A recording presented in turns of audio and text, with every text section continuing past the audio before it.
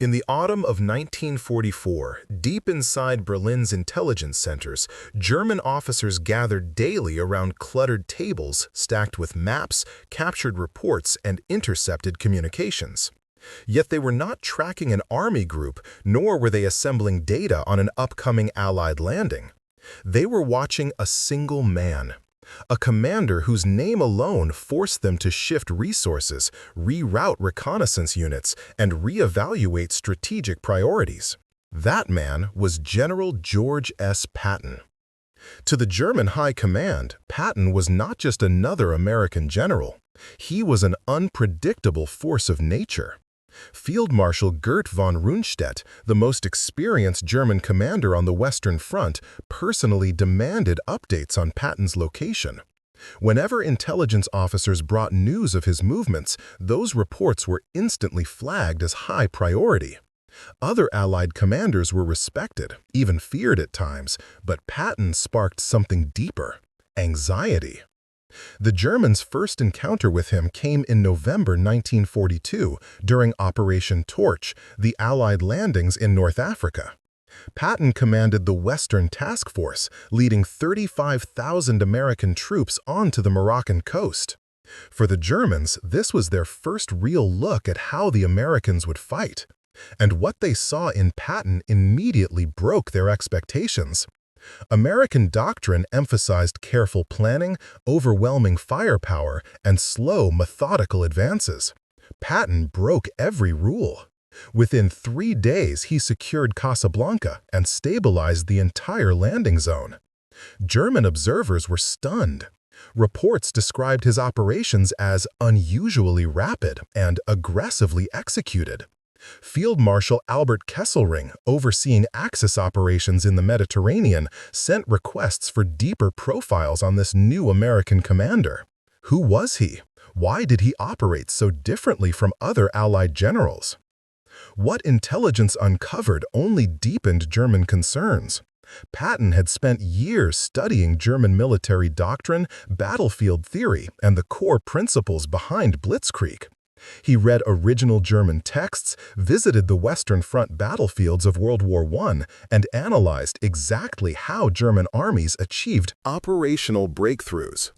Few Allied officers understood German thought as well as he did, and that terrified them.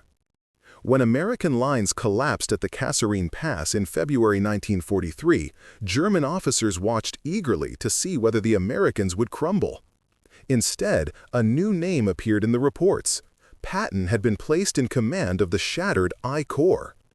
What happened next shocked every German intelligence analyst following the front. Within 2 weeks, the same disorganized troops who had broken under pressure were now attacking with renewed energy. Patrols grew sharper and more aggressive. Morale soared. Discipline returned almost instantly. Even Rommel, Germany's famed desert fox, took notice. In his private notes, he remarked that something had changed within the American forces, and behind that change stood a commander who clearly understood the tempo of mobile warfare. By the time the Allies invaded Sicily in July 1943, Patton's reputation had reached every German headquarters from Rome to Paris. The plan originally assigned him to a supporting role under Montgomery's Eighth Army. But Patton refused to act as a mere shield. Ignoring expectations, he drove his forces across northern Sicily with a speed no German commander believed possible. His units advanced farther and faster than any other Allied formation up to that point, threatening German evacuation routes and creating chaos in Axis planning. From the perspective of German staff officers, this American general did not behave like the others. He moved like a panzer commander, striking weak points before defenses could shift. He seized initiative whenever he recognized it. He welcomed risk in ways that defied the cautious nature of American doctrine. Patton was different, and that difference terrified them. By the late summer of 1943, Patton was on the rise. His victory in Sicily had cemented his reputation among both Allied and Axis leadership. But then came a scandal that nearly destroyed his career. An incident that unexpectedly worked to Germany's advantage, at least for a time. During visits to 2 field hospitals, Patton encountered American soldiers suffering from psychological trauma. Missinterpretieren deren Kondition als Cowardice, hier struk Eachmann und berätete denen. Wenn Reports riechten Eisenhower, Disziplin folgte quicklich.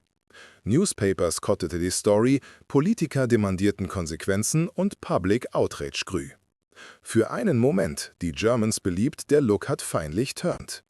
Der most dangerous Opponent meinte bisher nicht bei Battle, sondern bei seinem eigenen Temper.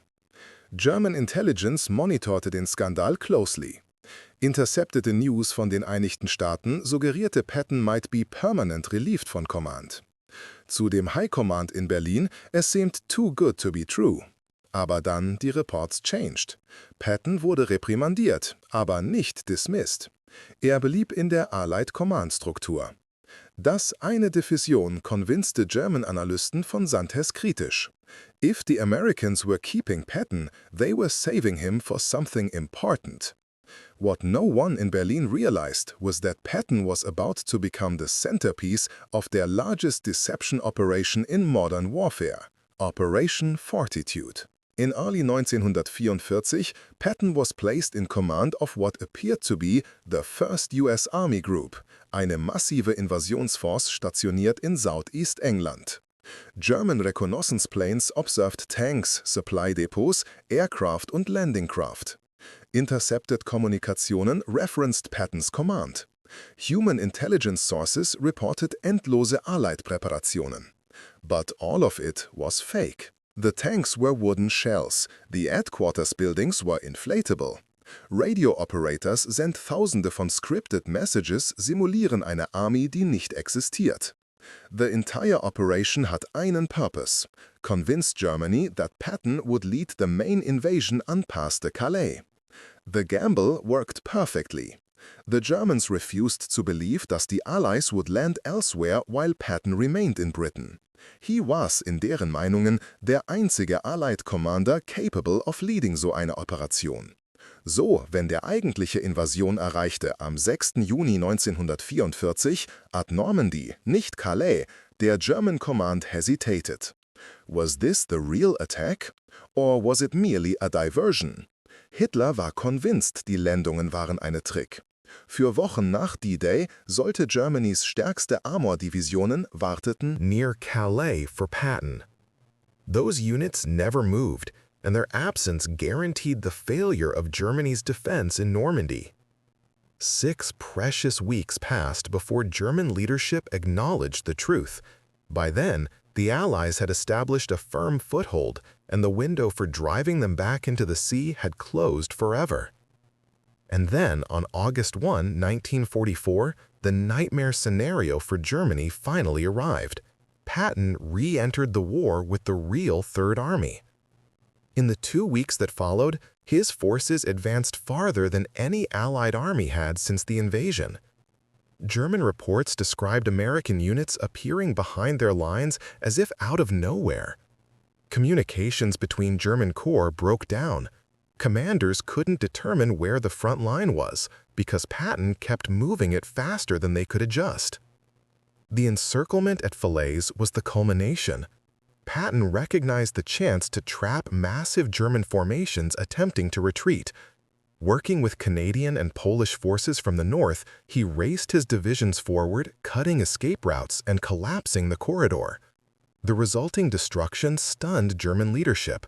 Tens of thousands captured, enormous equipment losses, and the virtual disintegration of Germany's fighting capacity in France.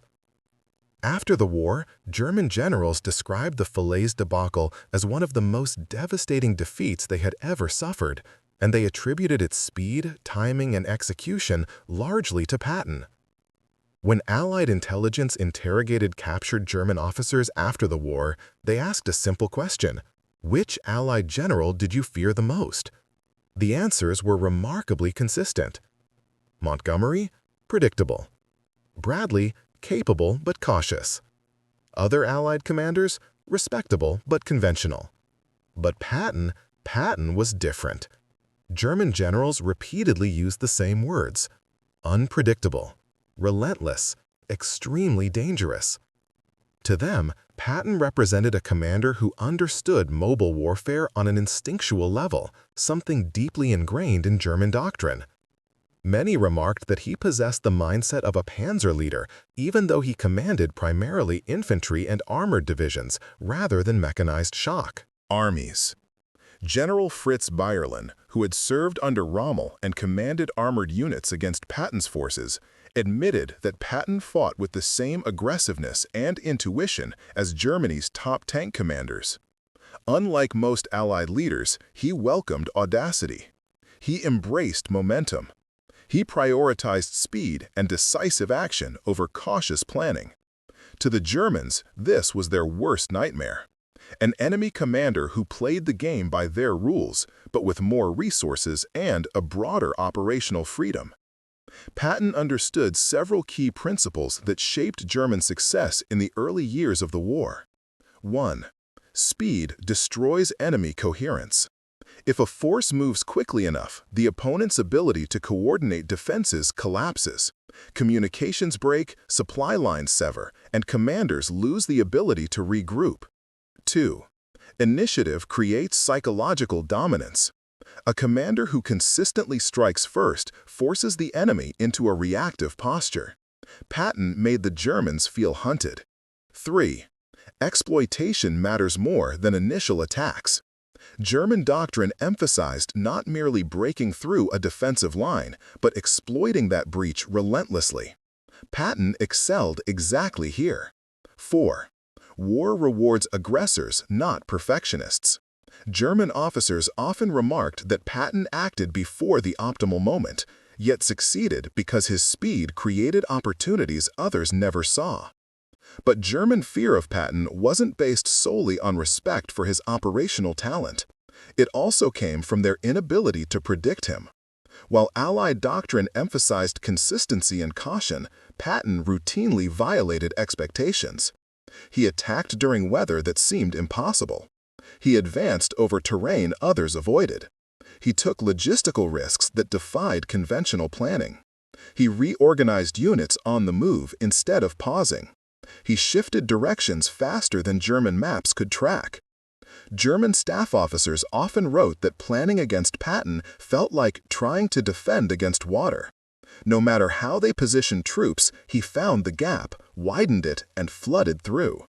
This unpredictability reached its peak during the Battle of the Bulge, when Germany launched its final major offensive in December 1944. Allied generals debated how long it would take to redirect forces to counterattack.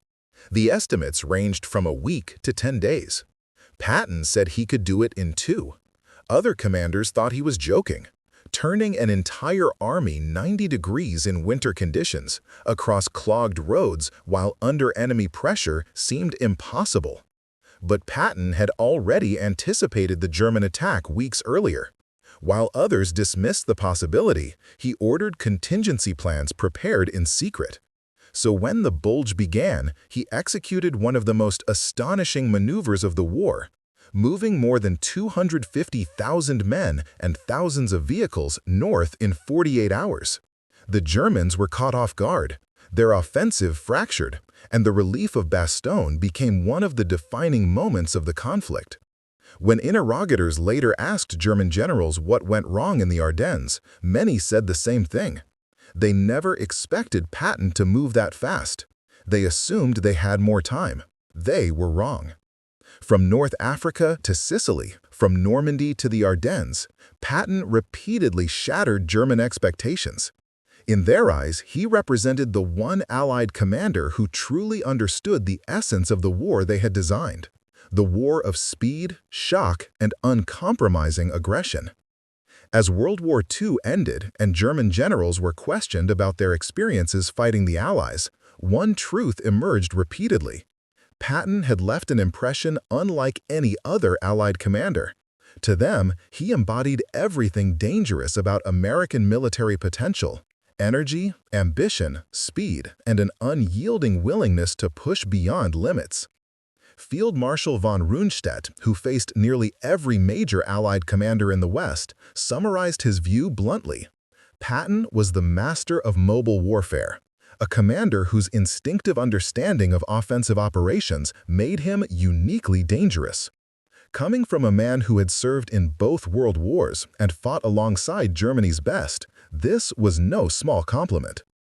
What truly alarmed German leadership was not merely Patton's success, but the idea that he might encourage a new generation of Allied commanders to embrace the same aggressive approach. Sie sahen in ihm eine Reflexion der eigenen besten Offiziere, Rommel, Guderian, Manstein, aber mit dem Vorteil von amerikanischen industriellem Power hinter ihm. Das Kombination terrorisierte denen. Deutsche Offiziere respektierten Montgomerys Planning, Bradleys Stedigkeit und Eisenhowers Diplomatie. But only Patton forste sie zu question, ob sie eine Kontrolle auf dem Schlachtfeld noch behalten können. His rapide operationale Tempo disruptierte German Doctrine, welche depended auf careful counterattacks und staging areas. Patton schwebte diese an Seite mit Movements so fast, die shatterten German Timelines. His opponents complained, dass sie keine neue defensive Linien aufbauen konnten, weil Patton refused to stay still. Some said intelligence reports became useless within hours, weil seine gesamte Armee shiften konnte, bevor Analysten deren Maps aktualisieren konnten. Ein Offizier beschrieb Patton als War in Motion, eine Phrase, die genau das kappte, was ihn so gefährlich machte. Yet perfider der größte Grund, die Germans Patton fürchteten, war psychologisch. Er projizierte Confidence und Aggression so offen, dass German-Soldaten oft annahmen, seine Forcen wären larger, closer und more powerful, denn sie eigentlich waren. German Moralreports frequent noteten angespannte Angst, wenn immer Rumore sprachen, dass Pattons Armee annähernd war. Even when Patton was nowhere near the front, his name influenced German decisions. Hitler selbst reagierte stark zu Intelligence, mentioning Pattons presence. Der mere belief, dass Patton commanded eine Armee am Pass de Calais, kept entire German divisions immobilisiert für Wochen während der Normandy-Kampagne. In the end, Patton's true power lay not only in his tactics, but in the fear he generated in the minds of his enemies. That fear slowed German responses, disrupted their plans, and helped allies seize opportunities that might otherwise have slipped away.